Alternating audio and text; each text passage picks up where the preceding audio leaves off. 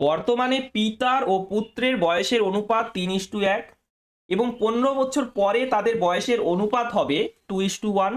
বর্তমানে পিতা ও পুত্রের বয়স কত? ঠিক আছে, দেখো বর্তমানের সময়কে আমরা শূন্য দ্বারা রিপ্রেজেন্ট করবো, তাই না? 15 বছর পরে বলেছে, তাহলে +15 দ্বারা রিপ্রেজেন্ট করবো, বোঝা গেল? ওকে দাদা। পিতা এবং পুত্র বলেছে ফাদার এবং সন, তাই না? বর্তমানে পিতা ও পুত্রের বয়সের অনুপাত 3:1, 3:1 লিখলাম। 15 বছর পরে অনুপাত হবে 2:1, ঠিক আছে?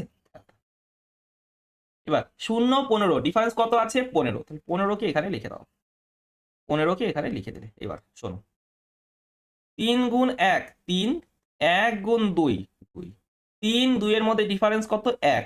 এই 1 ইউনিটের মানটা আমরা বলতে পারবো, কি বলতে পারবো? দেখো এদের মধ্যে ডিফারেন্স নাও 1, 1 গুণ 15 মানে 15 আসবে, 1 ইউনিট মানে 15।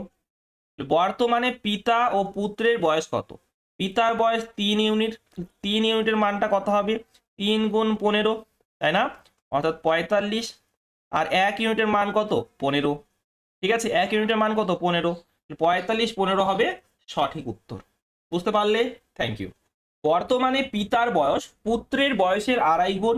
20 বছর পূর্বে পিতার বয়স পুত্রের বয়সের 5 গুণ ছিল। পুত্রের বর্তমান বয়স কত? দেখো 2.5 গুণ, 2.5 গুণ, 2.5 মানে কি দাদা? 2.5 মানে হলো 2 এর 2 গুণ মানে 4, 4 আর 1 5, 5/2 গুণ, 5/2 গুণ, ঠিক আছে? তাহলে বর্তমান রেশিও বলেছে, আর কি বলছে? 20 বছর পূর্বে, অতীতের কথা বলছে, তাহলে মাইনাস দ্বারা রিপ্রেজেন্ট করবো, অতীতের সময়কে মাইনাস দ্বারা রিপ্রেজেন্ট করবো, ঠিক আছে? ওকে দাদা। এবার শোনো, বলছে প্রথমে বর্তমানে কি পুত্রের বয়সের 2.5 গুণ, তাহলে পুত্রের বয়স যদি আমি 2 ধরে নিই, ঠিক আছে, তাহলে পিতার বয়স কত হবে? 5 হবে, 5:2 হলো। হ্যাঁ, 20 বছর পূর্বে পিতার বয়স পুত্রের বয়সের 5 গুণ ছিল, তাহলে পুত্রের বয়স যদি 1 হয়, পিতার বয়স কত ছিল? 5 ছিল। তো 0 20 ডিফারেন্স কত আছে? 20 আছে, 20 20 লিখে দিলে। হ্যাঁ, লিখে দিলাম।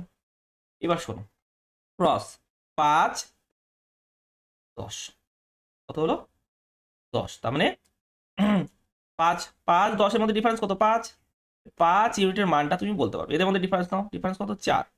4 হলো। 4 গুণ 20 মানে 80, কত গুণ দাদা? 16 গুণ।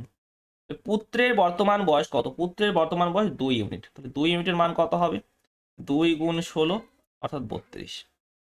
ক্লিয়ার হলো? বলো, বোঝা যাচ্ছে তো? কেমন লাগলো কমেন্ট করে জানাবে। Thank you.